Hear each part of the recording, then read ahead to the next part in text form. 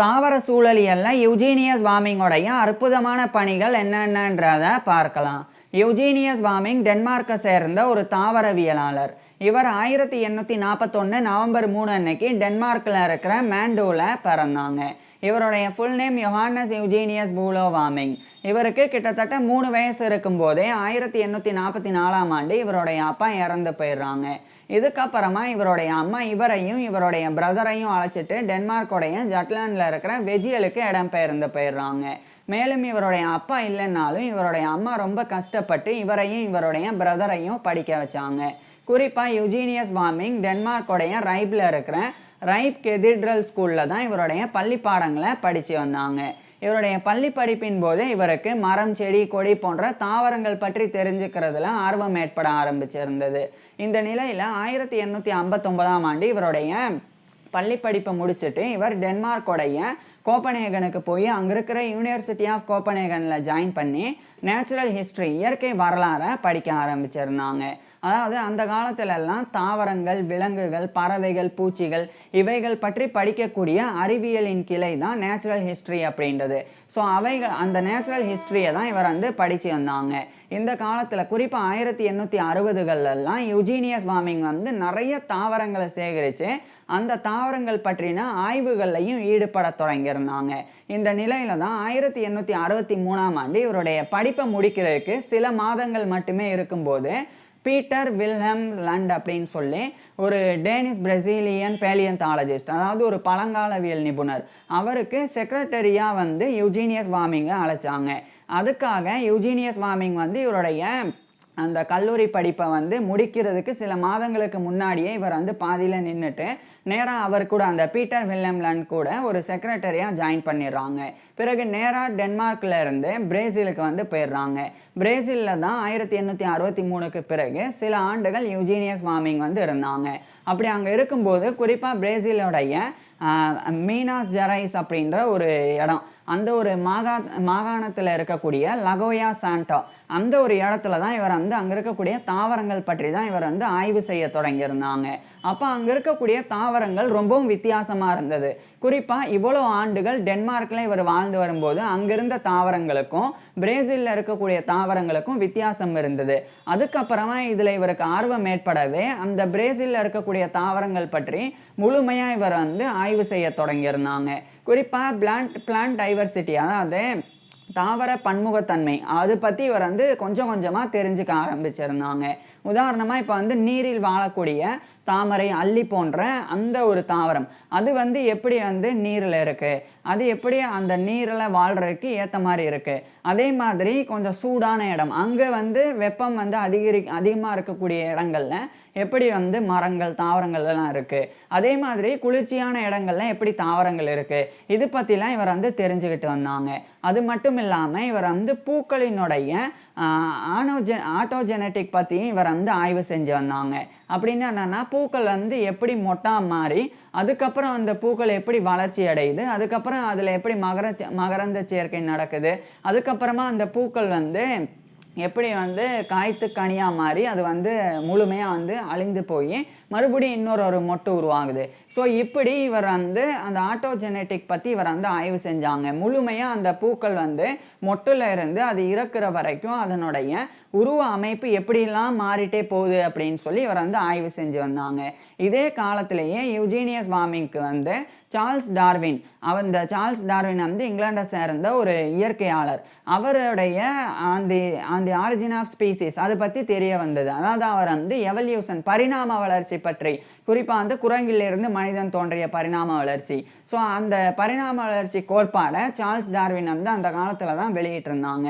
So அதில் இவருக்கு ஆர்வம் ஏற்படுது. சார்ல்ஸ் டார்வினுடைய எவல்யூஷன் தியரியை யூஜீனியஸ் வார்மிங் அந்த காலத்தில் ஏற்றுக்கொண்டு இருந்தாங்க. அதுக்கப்புறமா ஜீன் பேப்டிஸ்ட் லமார்க் அப்படின்னு சொல்லி இன்னொரு பிரான்ஸை சேர்ந்த ஒரு இயற்கையாளர், அவருடைய லமார்க்கிசம் ஐடியாலஜி, அதையுமே அந்த ஐடியா லமார்க்கிசம் ஐடியா அதையுமே இவர் தெரிஞ்சுக்கிறாங்க. இப்போ இவங்க Charles Darwin, Jean Baptiste Lamarck 2 பேரும் ஒரே விஷயத்தை தான் சொல்லியிருந்தாங்க. ஆனால் சின்ன சின்ன மாறுபாடுகள் இருந்தது. அதாவது இந்த உயிரினங்களானது காலப்போக்கில் பரிணாம வளர்ச்சி அடையும் அப்படின்றத சார்ல்ஸ் டார்வினும் வந்து சொல்லியிருந்தாங்க, ஜீன் பேப்டிஸ்ட் லமார்க்கும் சொல்லியிருந்தாங்க. ஆனால் அதில் இவங்க 2 பேருக்கும் சின்ன வேறுபாடு. அது என்னன்னா, சார்ல்ஸ் டார்வின் வந்து நேச்சுரல் செலெக்ஷன், இயற்கை தேர்வு அப்படின்னு ஒன்று வெளியிட்டிருந்தாங்க. அப்படின்னா என்னன்னா, அந்த காலத்தில் கழுத்து நீண்ட ஒட்டகச்சிவிங்கிகளும் கழுத்து குட்டையான ஒட்டகச்சிவிங்கிகளும் வாழ்ந்து வந்தது. ஆனால் அப்போ இந்த கழுத்து குட்டையாக இருக்கக்கூடிய ஒட்டகச்சிவிங்கிகள்னால புற்களை சாப்பிட முடியும். பொதுவாக ஒட்டகச்சிவிங்கிகள் வந்து தாவர உண்ணிகள், ஸோ புற்களை வந்து சாப்பிட முடியும். ஆனால் நீண்ட கழுத்துள்ள ஒட்டகச்சிவிங்கிகள்னால புற்களையும் சாப்பிட முடியும், அதேமாதிரி மரத்தில் இருக்கக்கூடிய இலைகளையும் சாப்பிட முடியும். இதன் காரணமாக காலப்போக்கில் இந்த புற்கள் எல்லாம் கொஞ்சம் கொஞ்சமாக வந்து குறைய ஏன்னா உணவு தட்டுப்பாடு வரும். இப்போ கழுத்து நீண்ட கழுத்து குட்டையான 2 ஒட்டகச்சிவிங்கிகளும் இருக்கும்போது அந்த எல்லா ஒட்டகச்சிவிங்கிகளும் புற்களையும் சாப்பிடும், கழுத்து நீண்ட ஒட்டகச்சிவிங்கிகள் தாவரங்களையும் சாப்பிடும். ஸோ அப்படி தன்மையை கொண்டு இருக்கும்போது இந்த கழுத்து குட்டையாக இருக்கக்கூடிய ஒட்டகச்சிவிங்கிகளுக்கு புல் வந்து பத்தாம போகுது அப்படின்னா அப்போ அது கிடைக்கக்கூடிய ஊட்டச்சத்து வந்து குறைய ஆரம்பிக்கும். அதன் மூலமாக அந்த கழுத்து குறைவாக இருக்கக்கூடிய குட்டையாக இருக்கக்கூடிய ஒட்டகச்சிவிங்கினால இனப்பெருக்கம் பண்ண முடியாமல் போய் அது காலப்போக்கில் அழிய ஆரம்பிக்கும். அதே சமயம் கழுத்து நீண்ட ஒட்டகச்சிவிங்கி அது வந்து ரொம்ப நல்லா அந்த தாவரங்களையும் சாப்பிடும், புற்களையும் சாப்பிடும். அதனால் அது ரொம்ப நல்லா செழித்து வளரும். அதே மாதிரி அது வந்து இனப்பெருக்கமும் பண்ணி அதனுடைய இனம் வந்து அதிகரிக்க ஆரம்பிக்கும். ஸோ இப்படி கழுத்து குட்டையாக இருக்கக்கூடிய ஒட்டகச்சிவிங்கி அழிஞ்சு போய் கழுத்து நீண்ட ஒட்டகச்சிவிங்கிகள் இன்றைய காலகட்டத்தில் முழுமையாக இருக்குது. ஸோ இப்படி இந்த ஒரு இனம் அழிஞ்சு இன்னொரு இனம் வந்து பரிணாம வளர்ச்சி அடைஞ்சு வரும். அதுதான் நேச்சுரல் செலெக்ஷன். அதை சார்ல்ஸ் டார்வின் சொல்லியிருந்தாங்க. அதே சமயம் ஜீன் பேப்டிஸ்ட் லமார்க் அவர் வந்து லமார்க்கிசம் ஐடியா அப்படின்னு ஒன்று சொல்லியிருந்தாங்க. அவருடைய பிரின்சிபல் என்னன்னா, இப்படி வந்து இருக்காது. அதாவது கழுத்து நீண்ட கழுத்து குட்டையான இந்த 2 ஒட்டகச்சிவிங்கிகளும் இருக்கும். கழுத்து குட்டையான ஒட்டகச்சிவிங்கிகள் ரொம்ப கஷ்டப்பட்டு அந்த தாவரங்களில் இருக்கக்கூடிய இலைகளையும் சாப்பிட்றதுக்கு முயற்சி பண்ணி அதனுடைய கழுத்து வந்து காலப்போக்கில் நீண்டுக்கிட்டே போக ஆரம்பிக்கும். அடுத்து அதனுடைய சந்ததியர், அதாவது அது இனப்பெருக்கம் பண்ணி அடுத்து ஒட்டகச்சிவிங்கி வந்து பிறக்கும்போது கொஞ்சம் கொஞ்சமாக கழுத்து நீண்டுக்கிட்டே வந்து இருக்கும். ஸோ ஒவ்வொரு தலைமுறை ஆக அந்த கழுத்து குட்டையாக இருந்து கொஞ்சம் கொஞ்சமாக வந்து வளர்ச்சி அடைஞ்சு இன்றைய காலத்தில் இருக்கிற மாதிரி கழுத்து நீண்ட ஒட்டகச்சிவிங்கிகள் இருக்குது. ஸோ இந்த ஒரு ஐடியா தான், இந்த ஒரு பிரின்சிபலை ஜீன் பேப்டிஸ்ட் லமார்க் சொல்லியிருந்தாங்க. இந்த 2ல் நேச்சுரல் செலெக்ஷன் சார்ல்ஸ் டார்வின் சொன்னது தான் அக்யூரேட். இருந்தாலும் ஜீன் பேப்டிஸ்ட் லமார்க் சொன்னதையும் தவிர்க்க முடியாது. இந்த 2 இதில் வந்து ஜீன் பேப்டிஸ்ட் லமார்க் சொன்னது தான் இவர் வந்து காலப்போக்கில் யூஜீனியஸ் வார்மிங் வந்து ஏற்றுக்கொள்ள தொடங்கியிருந்தாங்க. இதுக்கிடையில் 1866 3 ஆண்டுகளுக்கு பிறகு பிரேசில்ல இருந்து மறுபடியும் இவர் வந்து யூரோப்புக்கு திரும்பிடுறாங்க. இந்த முறை யூஜீனியஸ் வார்மிங் வந்து சில மாதங்கள் இவர் வந்து படிப்பை நிப்பாட்டிட்டு தான் போயிருந்தாங்க, சில மாத படிப்பை. அதனால் இவர் வந்து நேராக ஜெர்மனியோடைய பவேரியாவில் இருக்கிற மியூனிக்கு போய் அங்கே இருக்கிற யூனிவர்சிட்டி ஆஃப் மியூனிக்கில் ஜாயின் பண்ணி இவர் வந்து மேற்கொண்டு படித்தாங்க. அதுக்கப்புறம் அங்கே இருக்கக்கூடிய சில பேராசிரியர்கள்கிட்ட இருந்து இவர் வந்து பாட்டனி, நேச்சுரல் ஹிஸ்டரிலாம் படித்தாங்க. அதுக்கப்புறமா அதே ஜெர்மனியோடைய நார்த் ரைன் வெஸ்ட்ஃபேலியா அங்கே வந்து இவர் கிளம்பி போய் அங்கே இருக்கிற அங்கேயும் போய் இவருடைய படிப்பை வந்து தொடர்ந்தாங்க. அங்கே இருக்கக்கூடிய சில பேராசிரியர்கள்கிட்ட இருந்தும் இவர் வந்து அந்த கல்லூரி படிப்பை வந்து தொடர்ந்தாங்க. அது எல்லாத்தையும் கடந்து 1871 இந்த காலகட்டத்தில் இவரை மறுபடியும் டென்மார்க்கில் இருக்கிற கோப்பனேகனுக்கு போய் அங்கே இருக்கிற யூனிவர்சிட்டி ஆஃப் கோப்பனேகனில் இவர் வந்து பிஹெச்டி வந்து பண்ணாங்க. அதுக்கப்புறம் தான் அதே யூனிவர்சிட்டி ஆஃப் கோப்பனேகனில் 1873ஆம் ஆண்டு யூஜீனியஸ் வார்மிங் வந்து ஒரு முக்கியமான ஒரு டோசன்ட் அப்படின்ற டீச்சிங் பொசிஷனில் ஜாயின் பண்ணி இவருடைய டீச்சிங் கெரியரை ஸ்டார்ட் பண்ணியிருந்தாங்க. இந்த காலத்துலலாம் டென்மார்க்கில் இருக்கக்கூடிய விஞ்ஞானிகளுக்கு சார்ல்ஸ் டார்வினுடைய எவல்யூஷன் தியரியை இவர் வந்து நிறைய வந்து ஏற்றுக்கும்படி வலியுறுத்தி அதை பற்றி தெரிவித்து வந்தாங்க. மேலும் ஜீன் பேப்டிஸ்ட் லமார்க்குடைய ஐடியாவையும் அவர் வந்து சொல்லி வந்தாங்க. இப்படியே சில ஆண்டுகள் போனது. அதுக்கப்புறம் 1882 இந்த காலத்தில் தான் யூஜீனியஸ் வார்மிங் வந்து ஸ்வீடனில் இருக்கிற ஸ்டாக்ஹோமுக்கு போய் university of Stockholm university, so அங்கே ஜாயின் பண்ணி இவர் வந்து ஒரு ப்ரொஃபஸர் ஆஃப் பாட்டனியாக வந்து ஒர்க் பண்ண ஆரம்பிக்கிறாங்க. அதே காலத்தில் யூஜீனியஸ் வார்மிங் வந்து தொடர்ச்சியாக பல்வேறு இடங்களுக்கு பயணமும் பண்ணாங்க. குறிப்பாக 1884 இந்த காலகட்டத்தில் ஃபீலா எக்ஸ்பெடிஷன் அப்படின்னு சொல்லி ஒரு பெரிய பயணம். அது ஃபீலா அப்படின்றது HTMS அப்படின்னு சொல்லி ஒரு பெரிய கன்போட். அந்த கன்போட் தான் ஃபீலா அப்படின்றது. ஸோ அந்த ஒரு கன்போட்டில் பெரிய பயணமானது கிளம்பினது. குறிப்பாக காரல் ரைட்டர் மாதிரியான நேவல் ஆஃபீஸர்ஸ்லாம் அதில் இருந்தாங்க. ஸோ அந்த பயணம் வந்து அந்த ஒரு ஃபீலா அப்படின்ற எக்ஸ்பெடிஷனில் 1884 யூஜீனியஸ் வார்மிங் வந்து கலந்துக்கிட்டு இவர் வந்து அந்த பயணம் வந்து பண்ணாங்க. அப்படி பயணம் பண்ணி ஃபஸ்ட்டு வெஸ்டர்ன் கிரீன்லாண்டுக்கு தான் வந்து போனாங்க. ஸோ அந்த கிரீன்லாண்டுக்கு போன உடனே அது வந்து பயங்கரமான குளிர் சார்ந்த இடம். அங்கே போனதுக்கப்புறமா அங்கே இருக்கக்கூடிய தாவரங்கள் பற்றிலாம் யூஜீனியஸ் வார்மிங் வந்து தெரிஞ்சுக்கிட்டு வந்தாங்க. அப்போ தான் இவருக்கு பல விஷயங்கள் தெரிய வந்தது. அதாவது கிரீன்லாண்டில் இருக்கக்கூடிய தாவரங்களுக்கும் மற்ற இடங்களில் இருக்கக்கூடிய தாவரங்களுக்கும் அப்படியே பெரிய வித்தியாசம் இருந்தது. குறிப்பாக கிரீன்லாண்டில் இருக்கக்கூடிய தாவரங்கள் வந்து அந்த சூழலுக்கு ஏற்ற மாதிரி அந்த குளிரை தாங்கக்கூடிய அளவுக்கு அந்த தாவரங்களினுடைய அமைப்புகள் வந்து இருந்தது. மார்ஃபாலஜி உருவம் வந்து இருந்தது. இதை வந்து இவர் வந்து தெரிஞ்சுக்கிறாங்க. அதுக்கப்புறம் தான் ஒரு விஷயத்தை இவர் வந்து முன்மொழிகிறாங்க. அதுதான் இக்காலஜி, சூழலியல் அப்படின்றது. சூழலியல் அப்படின்னா அதில் வந்து நிறைய இருக்குது. அனிமல் எக்காலஜி, பிளான்ட் எக்காலஜி அப்படின்னு. இப்போ இவர் வந்து பிளான்ட் எக்காலஜியில் தான் வந்து ஆர்வம் காட்டினாங்க. ஸோ அதை வச்சு சொல்கிறேன். பிளான்ட் எக்காலஜி, தாவர சூழலியல் அப்படின்னா என்னென்னா, ஒரு தாவரம் இருக்குது அப்படின்னா அந்த தாவரம் அந்த சூழலுக்கு ஏற்ற மாதிரி எப்படி தன்னைத்தானே அடாப்ட் பண்ணி வாழுதோ அதுதான் வந்து பிளான்ட் எக்காலஜி அப்படின்றது. புரிகிற மாதிரி சொல்லணும்னா, ஒரு தாவரம் இருக்குன்னா அந்த தாவரம் இருக்கக்கூடிய இடத்துல இருக்கக்கூடிய மண்ணினுடைய அமைப்பு, அந்த மண்ணினுடைய தன்மை, காற்றினுடைய வேகம், அதுக்கப்புறம் அங்கே இருக்கக்கூடிய வெப்பநிலை, அங்கே கிடைக்கக்கூடிய நீர், அதே மாதிரி அங்கே கிடைக்கக்கூடிய சூரிய ஒளி, இதெல்லாம் பொறுத்து தான் ஒவ்வொரு தாவரமும் அந்த சூழலுக்கு ஏற்ற மாதிரி தன்னைத்தானே வடிவமைச்சு வளரும். அதுதான் வந்து பிளான்ட் எக்காலஜி அப்படின்றது. உதாரணத்துக்கு பாலைவனத்தில் இருக்கக்கூடிய கள்ளி செடி, அது ஏன் வந்து முள்ளாக இருக்குது அப்படின்னா அதுக்கு வந்து தண்ணி கிடைக்கிறதே வந்து ரொம்ப அபூர்வம். அதனால அந்த கள்ளி செடிகள் வந்து தண்ணியை வெளியிடக்கூடாது அப்படின்றதுக்காக அதனுடைய இலைகளை முள்ளாக மாற்றியிருக்கு. அதே மாதிரி அதிலிருந்து தண்ணீர் சூரிய ஒளி மூலமாக வெளியேறக்கூடாது அப்படின்றதுக்காக அதனுடைய தண்டு வந்து சதை அமைப்பு மாதிரி வந்து இருக்குது. ஸோ அதனால தான் அந்த கள்ளி செடி அந்த ஒரு வடிவமைப்பில் இருக்குது. அதே மாதிரி இப்போ குளிர் பிரதேசங்களில் இருக்கக்கூடிய தாவரங்களை பார்த்தா அந்த தாவரங்களினுடைய இலைகள் வந்து ரொம்ப கூர்மையாக இருக்கும். அது காரணம் வந்து அந்த இலைகளில் பனி படரக்கூடாது அப்படின்றதுக்காக.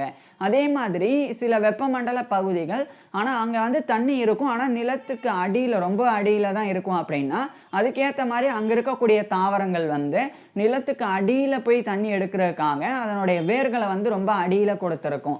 இதே மாதிரி நிலத்தில் ரொம்ப நல்லா தண்ணி இருந்தது அப்படின்னா அந்த மல்லிகை, ரோஜா, அது மாதிரியான தாவரங்கள், அதுக்கு வந்து அவ்வளோ தண்ணி வந்து தேவைப்படாது, கொஞ்சம் தண்ணி போதும். ஸோ அதனால் அதனுடைய வேர்கள் வந்து ரொம்ப அடியில் போயிருக்காது. இது மாதிரி தான் ஒவ்வொரு சூழல் ஏற்ற மாதிரி. இப்போ தண்ணியில் வந்து தாமரை இருக்குது அப்படின்னா அந்த தாமரை வந்து தண்ணி அதிகரிக்கும் போது மேலே வர்றதுக்கும் குறையும் போது கீழே போகிறதுக்கும் ஏற்ற மாதிரி அதனுடைய தண்டு அமைப்பு இருக்கும். ஸோ இது எல்லாமே வந்து அதனுடைய வேர் அமைப்பு கூட அவ்வளோவா அடியில் இருக்காது. ஸோ இதெல்லாமே வந்து அந்தந்த தாவரங்கள் வந்து எப்படி இந்த மாதிரி மாறி இருக்குன்னா அந்தந்த சூழலுக்கு ஏற்ற மாதிரி தன்னைத்தானே தகவமைச்சிட்ருக்கு. ஸோ அதை தான் வந்து இவர் வந்து கொஞ்சம் கொஞ்சமாக இந்த கிரீன்லாண்டுக்கு போன பயணத்தின் மூலமாக கண்டறிய தொடங்கியிருந்தாங்க. அடுத்து 1885 இவர் வந்து ஸ்டாக்ஹோம் யூனிவர்சிட்டியிலேருந்து இவருடைய பதவியை வந்து ரிசைன் பண்ணிவிட்டு டென்மார்க்குடைய கோப்பனேகனுக்கு போய் யூனிவர்சிட்டி ஆஃப் கோப்பனேகனில் இவர் வந்து ப்ரொஃபஸர் ஆஃப் பாட்டனி, தாவரவியல் பேராசிரியராக பணியாற்ற தொடங்கியிருந்தாங்க. மேலும் அந்த கோப்பனேகன் பொட்டானிக்கல் கார்டன் அப்படின்னு ஒரு தாவர தோட்டம் இருந்தது, அதனுடைய ஒரு டைரக்டராகவும் இவர் நியமிக்கப்பட்டாங்க. அதுக்கப்புறம் தான் இவர் வந்து 1888 யூஜீனியஸ் வார்மிங் வந்து ஒரு முக்கியமான ஒரு புக்கை டேனிஷ் லாங்குவேஜ்லேயே, அந்த மொழியிலேயே எழுதினாங்க. ஹோம் கிரீன்லாண்ட்ஸ் வெஜிடேஷன் அப்படின்னு சொல்லி. இதனோட இங்கிலீஷ் டைட்டில் வந்து on the vegetation of Greenland. அதாவது கிரீன்லாண்டுக்கு இவர் போன போது அங்கிருந்த தாவரங்கள் அது பற்றியும் அது எப்படி அந்த சூழலுக்கு ஏற்ற மாதிரி இருக்குது அப்படின்றத பற்றியும் எழுதி 1888 இந்த ஒரு ஒர்க்கை வெளியிட்டாங்க. இதில் இவர் வந்து ecological adaptation of native plants அதை பற்றி எழுதியிருந்தாங்க. அதே மாதிரி எக்கலாஜிக்கல் பிளான்ட் டிஸ்ட்ரிபியூஷன் அதை பற்றியும் எழுதியிருந்தாங்க. அதாவது ஒரு சூழலுக்கு ஏற்ற மாதிரி அங்கே இருக்கக்கூடிய தாவரங்கள் எல்லாம் எப்படி இருக்குது, ஸோ அதுதான் வந்து இது. ஸோ அதை வந்து இவர் வந்து எழுதியிருந்தாங்க.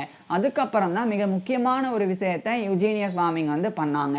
அதாவது இந்த தாவரங்களை பற்றி முழுமையாக இவர் வந்து புரிஞ்சுக்கிட்டாங்க. தாவரங்கள் ஒவ்வொரு சூழ்நிலைக்கு ஏற்ற மாதிரி எப்படி இருக்குது. இப்போ உதாரணத்துக்கு மண் தன்மை வந்து ரொம்ப இலகுவாக இருக்குது அப்படின்னா அங்கே அந்த மண்ணை வந்து தாங்கக்கூடிய, அந்த மண்ணை வந்து தாங்கி நிற்கக்கூடிய அளவுக்கு இருக்கக்கூடிய தாவரங்கள் மட்டும்தான் அந்த இடத்துல வளரும். அதேமாதிரி காடுகளுக்கு போனால் காட்டில் வந்து பயங்கரமாக காட்டு மரங்கள் இருக்கும். ஏன்னா அங்கே இருக்கக்கூடிய நீரின் அங்கே அதிகமாக நீர் இருக்கும். அந்த மண் வளம் ரொம்ப நல்லா இருக்கும். அங்கே சூரிய ஒளி ரொம்ப நல்லா கிடைக்கும். அதனால அதுக்கேற்ற மாதிரி காடுகளில் இருக்கக்கூடிய மரங்களானது ஓங்கி உயர்ந்து வளர்ந்துருக்கும். ஸோ அதை பற்றிலாம் இவர் வந்து ஆய்வு செஞ்சாங்க. அப்போ தான் பிளான்ட் கம்யூனிட்டி, தாவர சமூகம் அப்படின்னு சொல்லி ஒரு விஷயத்தை வந்து இவர் வந்து கொண்டு வராங்க. அப்படின்னா என்னென்னா, இப்போ ஒரு குறிப்பிட்ட பகுதி இருக்குன்னா அந்த குறிப்பிட்ட பகுதியில் இருக்கக்கூடிய தாவரங்கள், குறிப்பாக வந்து அது மரமாக இருக்கட்டும், செடியாக இருக்கட்டும், கொடியாக இருக்கட்டும், அதெல்லாமே வந்து ஒரு சமூகமாக அந்த சூழலுக்கு ஏற்ற மாதிரியே வளரும். அதே மாதிரி வேறு வேறு இடங்களில் இருக்கக்கூடிய, நான் ஏற்கனவே சொன்ன மாதிரி இப்போ பனிப்பிரதேசங்களில் இருக்கக்கூடிய தாவரங்கள் வந்து அந்த சூழலுக்கு ஏற்ற மாதிரி ஒரு சமூகமாக சேர்ந்து வளரும். அதே மாதிரி தான் பாலைவனங்களில் இருக்கக்கூடிய தாவரங்கள், அதே மாதிரி தான் சாதாரண நிலப்பரப்பில் இருக்கக்கூடிய தாவரங்கள். ஸோ அது எல்லாத்தையுமே அவர் வந்து பிளான்ட் கம்யூனிட்டி அப்படின்ற டேர்மில் அடைச்சாங்க. அதுக்கப்புறமா இவர் வந்து இன்னும் பல்வேறு இடங்களுக்கு பயணம் பண்ணாங்க. குறிப்பாக நார்வே போனாங்க, அதுக்கப்புறமா வெனின்சுலா போனாங்க. அதே மாதிரி இன்னும் பல்வேறு நாடுகளுக்கு இவர் பயணம் பண்ணி தான் யூஜீனியஸ் வார்மிங் இது எல்லாத்தையுமே கண்டுபிடிச்சாங்க. அதுக்கப்புறம் தான் 1895ஆம் ஆண்டு இவர் வந்து பிளான்ட்ஸ் அண்ட் ஃபண்ட் அப்படின்ற டைட்டிலில் டேனிஷ் லாங்குவேஜ்லேயே அவருடைய அந்த புக்கை வந்து வெளியிட்டாங்க. அது வந்து பிளான்ட்ஸ் அண்ட் ஃபண்ட் கிரண்ட்ரேக் ஆஃப் டென் ஆர்காலஜிஸ்ட் பிளான்டோஜியாகிரஃபி அப்படின்னு அந்த டென்னிஷ் லாங்குவேஜில். இதனோட இங்கிலீஷ் அர்த்தம் என்னன்னா plant communities outlines of ecological plant geography அப்படின்னு. ஸோ அதை வெளியிட்டிருந்தாங்க. அது வெளியிட்டது இதுதான் வந்து பிளான்ட் இக்காலஜி, அதாவது தாவர சூழலியலில் வெளிவந்த ஃபஸ்ட்டு டெக்ஸ்ட் புக், அதாவது முதல் பாடநூல். ஸோ இதை வந்து பாடநூலாகவே பயன்படுத்தலாம். மேலும் இவர் வந்து அந்த பிளான்ட் இக்காலஜி அப்படின்ற ஃபீல்டையே உருவாக்கினாங்க. அது மட்டும் இல்லாமல் யூனிவர்சிட்டி ஆஃப் கோப்பன்ஹேகனில் இவர் தான் வந்து இக்காலஜி, சூழலியல், குறிப்பாக பிளான்ட் இக்காலஜி அந்த கோர்ஸை வந்து நடத்த ஆரம்பிச்சிருந்தாங்க. இந்த உலகத்திலேயே பிளான்ட் இக்காலஜி கோர்ஸை நடத்த ஆரம்பித்த முதல் நபர் யூஜீனியஸ் வார்மிங் தான். அந்த சாதனையையும் இவர் வந்து படைத்தாங்க. அதுக்கப்புறம் இவருடைய அந்த பிளான்ட்ஸ் அண்ட் ஃபண்ட் புத்தகம் 1896ஆம் ஆண்டு ஜெர்மன் மொழியில் எழுதி வெளியிடப்பட்டது. அதுக்கப்புறம் சில ஆண்டுகள் போக 1909ஆம் ஆண்டு அதை இங்கிலீஷ்லேயே யூஜீனியஸ் வார்மிங் வந்து எழுதி வெளியிட்டாங்க. அது வந்து oecology of plants and introduction to the study of plant communities அப்படின்ற டைட்டிலில் இங்கிலீஷில் 1909 அந்த ஒரு புத்தகத்தை வெளியிட்டாங்க. இந்த புக்கு வந்து பிளான்ட் எக்காலஜியில் ஃபண்டமெண்டல் புக்காக இருந்தது. இது வெளியிடப்பட்ட உடனே இது ரொம்ப ஃபேமஸ் ஆகி யூஜீனியஸ் வார்மிங்கும் வந்து ரொம்ப ஃபேமஸ் ஆனாங்க. அதுக்கப்புறமா இவர் வந்து சில குளோனல் பிளான்ஸ் பற்றியும் ஆய்வு செஞ்சாங்க. குளோனல் பிளான்ஸ் அப்படின்னா சில தாவரங்கள் வந்து வேறு வழியாக மரபணு ரீதியாக வந்து வேறு தாவரங்கள் அதே தாவர இனத்தை வந்து உருவாக்கும். ஸோ அதை பற்றி இவர் வந்து ரிசர்ச் பண்ணி 1918ஆம் ஆண்டு ஒரு எஸ்ஸேவை வந்து இவர் வந்து வெளியிட்டாங்க. ஜோர்டோ லோபர் அப்படின்னு சொல்லி அந்த டேனிஷ் லாங்குவேஜ்லேயே அதை வந்து வெளியிட்டாங்க. இங்கிலீஷ் டைட்டில் வந்து அண்டர் கிரவுண்ட் ரன்னர்ஸ் அப்படின்றது. ஸோ அதில் தாவரங்கள் எப்படி தன்னைத்தானே தகவமைச்சு வாழுது, அதனுடைய வேர்கள் எப்படி நீண்டு நெடிஞ்சு அந்தந்த இடத்துக்கு ஏற்ற மாதிரி இருக்குது, அது எல்லாத்தையும் இதில் வந்து குறிப்பிட்டிருந்தாங்க. ஸோ இப்பேற்பட்ட நபர் பல கௌரவங்களை இவர் வாழும்போதே பெற்றாங்க. குறிப்பாக ராயல் சொசைட்டியோடைய ஆனரி ஃபெல்லோ, இங்கிலாண்டோடைய லண்டனில் இருக்கிற ராயல் சொசைட்டியோடைய ஆனரி ஃபெல்லோவாக தேர்ந்தெடுக்கப்பட்டாங்க. இது உட்பட ஸ்வீடன், அதே மாதிரி டென்மார்க் அப்படின்னு பல நாடுகளில் இருந்து பல கௌரவங்களையும் பெற்றாங்க. இவர் இறுதி 1924 ஏப்ரல் 2 அன்னைக்கு இவருடைய 82 வயசில் யூஜீனியஸ் வார்மிங் வந்து இறந்து போனாங்க.